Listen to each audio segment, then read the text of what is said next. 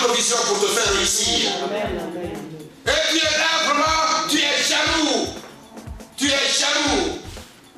Parce que le Seigneur dit dans sa parole que ne regarde pas nos intérêts seulement, mais regardons également à ceux des autres. Si tu penses que tu en as besoin, l'autre aussi en a besoin. Crie à ton Dieu. Si ton frère ou ta sœur est béni, me glorifie le nom du Seigneur. Dieu te donnera également ta part. Donc voici que ici, à cause du doute, à cause des murmures, à cause de la jalousie, il y a eu une rupture dans l'accomplissement de cette promesse-là. Alors que nous avons lu tout à l'heure, l'Éternel dit que je te bénirai et je multiplierai ta prospérité comme les étoiles du ciel. Est-ce que vous voyez? Mais quand nous lisons, et tout ça même nous lisons, et tout cela dans le livre de Josué. Nous lisons dans le livre de Josué, alléluia, où l'Éternel il dit que au verset 3 à 9, il dit, tout lieu que tu fouleras la plaine de votre pied, je vous le donne, comme je l'ai dit à Moïse. Donc il dit que tout lieu où tu poseras la plaine de ton pied, je te le donne. Vous aurez vos territoires depuis le désert de Liban jusqu'au grand fleuve. Le fleuve de l'Euphrate, tout le pays des Hétiens, et jusqu'à la grande mer, vers le soleil couchant. Nul ne tiendra devant toi tant que tu vivras. Je serai avec toi, comme j'ai été avec Moïse. Je ne te délaisserai point, je ne t'abandonnerai point. Fortifie-toi et prends courage, car c'est toi qui mettras ce peuple en possession du pays que j'ai juré à leur père. Est-ce que vous voyez? Donc il dit qu'aucun sorcier ne tiendra devant toi. Quelles que soient les étoiles, les flèches qui vont te lancer, mais ces flèches-là seront brisées. Quel que soit leur système de communication, mais ils ne pourront même pas attendre, ils ne pourront pas te voir. L'Éternel les aveuglera. Aucun sorcier.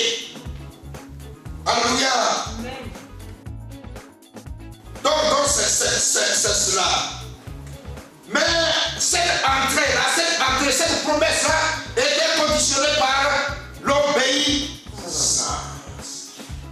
Il dit ici que ce livre de la loi ne s'éloigne point de ta bouche. Médite le jour et nuit pour agir fidèlement selon tout ce qui est écrit. Car c'est alors que tu auras du succès dans tes entreprises. C'est alors que tu réussiras. Donc cette entrée-là, cette promesse-là était conditionnée par l'obéissance. Donc le Seigneur dit encore dans 1 Samuel chapitre 15, verset 22 que l'obéissance vaut mieux que les sacrifices.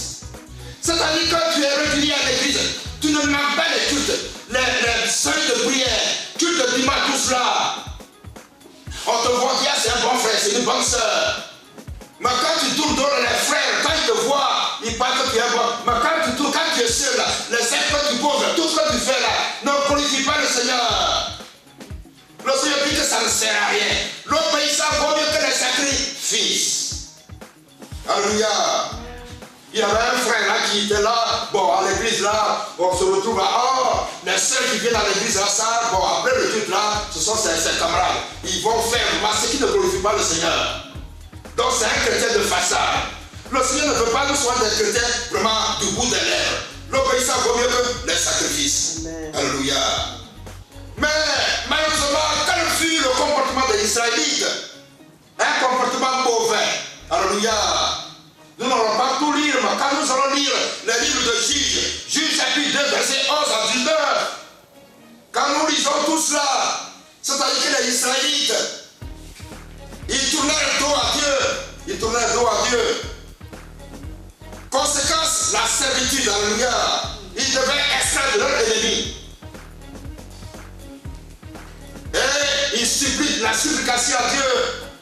Quand ils servent, ils deviennent esclaves, ils crient à Dieu. Et Dieu suscite vraiment un juge, un sauveur.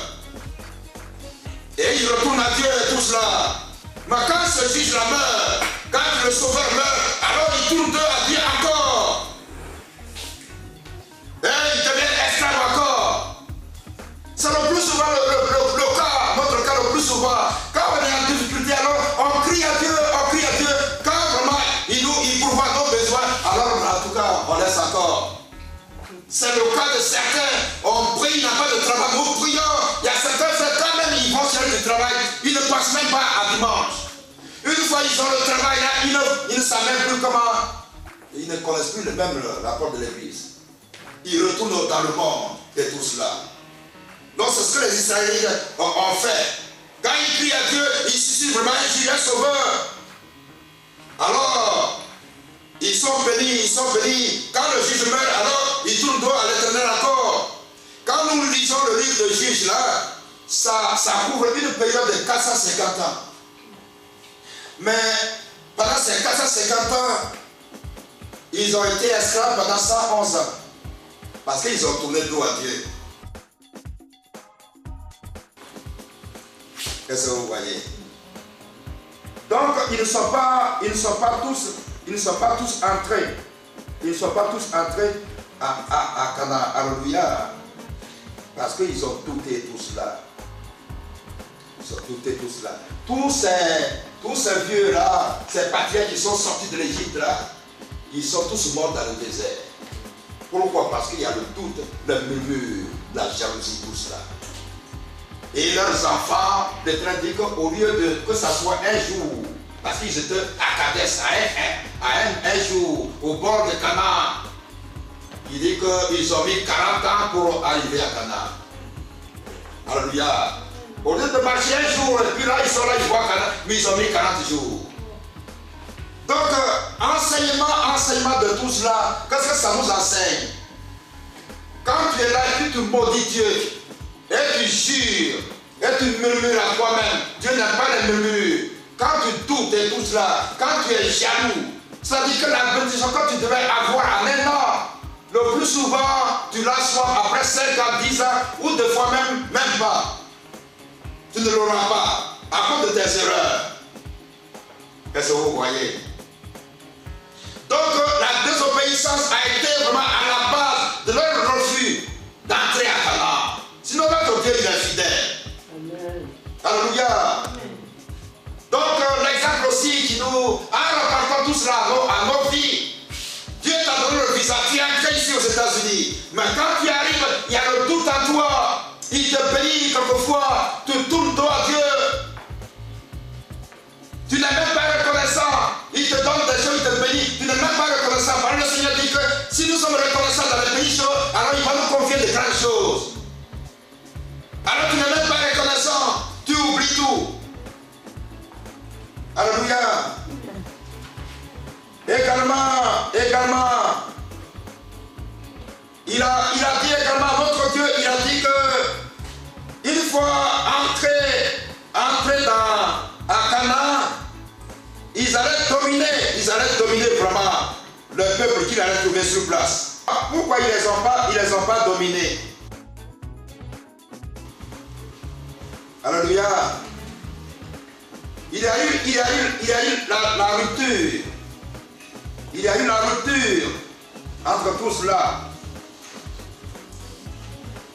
Ils ont, parce que, il y a avec certaines conditions, alléluia, entrer à Canaan, ils allaient dominer vraiment cette terre, alléluia. Non seulement y entrer, non seulement y demeurer, mais dominer le peuple qu'ils vont trouver sur place.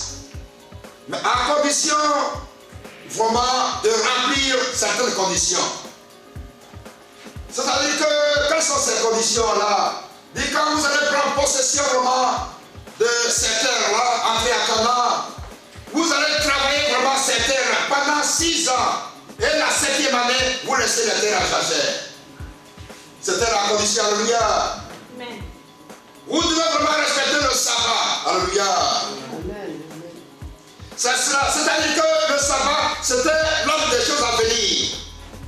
En d'autres termes, comme je l'ai dit tout à l'heure, remplaçons vraiment Canaan par soi, vraiment entrer en t'adorant le visage aux États-Unis ou bien dans ton destin.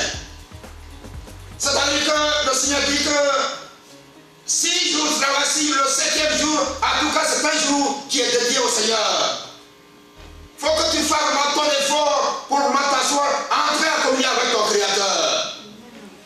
Moi, comme je l'ai dit tout à l'heure, il y a certains de nos qui font fi vraiment du dimanche et tout cela.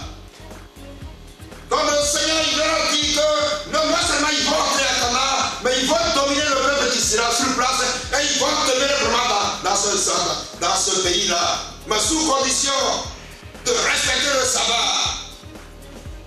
Mais certains de nos frères, des fois c'est pas de la fête. Le dimanche en tout cas, eux ils travaillent. Je connais beaucoup de nos soeurs même qui ont vraiment leur business personnel, c'est-à-dire leur salon de trait, tout ça. Mais pendant, elle a même la possibilité même de fermer le salon. Mais encore, le dimanche, il y a beaucoup qui ouvrent. C'est-à-dire que c'est le travail, c'est le travail. Vraiment dans ce pays, alléluia. Mais à cause de leur désobéissance, ils n'ont pas pu dominer le peuple qui sont trouvés sur place. Ils n'ont pas pu demeurer ce pays, dans ce pays-là. Et aujourd'hui, chacun d'entre nous connaît l'histoire du Moyen-Orient. Ils sont un peu éparpillés dans le monde entier. Ils n'ont pas pu demeurer dans ce pays. Alléluia. Donc chacun de nous, comme je l'ai dit tout à l'heure, chacun de nous est venu ici. Il y a certains de nos frères, malheureusement, qui n'ont pas pu demeurer ici, mais qu'on a rapatriés. Parce qu'ils sont venus, le Seigneur a regardé à leur faible, à leurs problèmes et tout cela. Ils ont crié à Dieu. Dieu a béni, ils sont entrés. Mais c'était le dollar, c'était 2 boulots, 3 boulots. Mais la Bible dit que si l'Éternel le bâtit, ceux qui travaillent en vain. Donc tout ce que tu fais là, si Dieu n'est pas là-dedans, ça ce n'est pas béni. Amen. Donc quel que soit vraiment nos problèmes, quel que soit nos charges, nous devons faire vraiment l'effort de respecter ce jour, mettre ce jour de côté et crier à notre Dieu afin qu'il nous bénisse davantage. Parce que comme je l'ai dit, nous sommes des Africains pour la plupart. Il y en a qui sont sous la malédiction ancestrale. Il y en a qui sont mis dans des cages. Il y en a, on a prononcé des incantations de malédiction sur leur vie. Et c'est Dieu seul qui peut vraiment nous enlever là-dedans. Alléluia. Il dit, moi, si mon peuple, ceux qui est invoqué mon nom, s'humilie, prie et recherche ma face, et se détourne de sa mauvaise voie, j'attendrai vraiment ces prières. Mes oreilles seront attentives à leurs cris. Et je guérirai son pays. Je guérirai son pays. C'est-à-dire que quand l'Éternel dit qu'il guérira son pays, c'est-à-dire que ton pays également peut être malade. Dieu sait que c'est vrai, on a dit que les États-Unis c'est un pays d'opportunité. Mais si tu viens là, le pays là où tu peux la prendre sera malade. Parce que vraiment tu as oublié ton Dieu. C'est pourquoi, frères et sœurs, nous allons nous faire violence et crier à notre Dieu pour que nous puissions effectivement dominer le pays. Amen. Afin que nous puissions entrer dans notre destin. Amen. Afin que ceux-là même qui nous lancent des flèches là, le Seigneur puisse vraiment les briser. Parce qu'il dit, à moi la vengeance, à moi la rétribution. Parce que c'est seul Dieu qui peut nous sauver. Alléluia. Comme j'ai dit tout à l'heure, j'ai dit toujours, ici c'est un cellulaire qui est là, qui est sans fil. Et les communications sont lancées à partir d'un réseau. Il n'y a pas de fil qui relie là le cellulaire. Et quand la communication est lancée à partir de ce réseau-là, et que la communication vient à ton numéro, alors comme tu as un récepteur, alors ça sort. Pourquoi? Parce que tu as un récepteur. C'est adressé à toi. Mais si c'est fermé et tout cela, ça ne sonne pas. C'est la même chose. Quand les sorciers ils sont vraiment dans leur hôtel satanique, diabolique, quand ils font des incantations, des malédictions, ils prononcent. Et ils lancent ça, ils prononcent ton nom et ils te lancent. S'il y a une prédisposition en toi, donc quand ils lancent là, alors ça t'atteint. Ça t'atteint. Mais quand tu es en Jésus, tu es couvert du sang de Jésus, les anges éternels t'entourent. Quel que soit vraiment tout ce qu'ils vont te lancer là, ça n'aura pas d'effet. Alléluia. Il dit dans Ésaïe 54, verset 17, toute arme forgée contre toi sera sans effet. Toute parole qui sera contre toi, tu la condamneras. Alléluia. Donc, frères et sœurs, c'est vraiment le message de ce soir. Il faudrait que chacun de nous puisse vraiment se faire violence et mettre Dieu au premier plan, afin que nous puissions vraiment être victorieux. Que le Seigneur nous bénisse. Amen. Amen.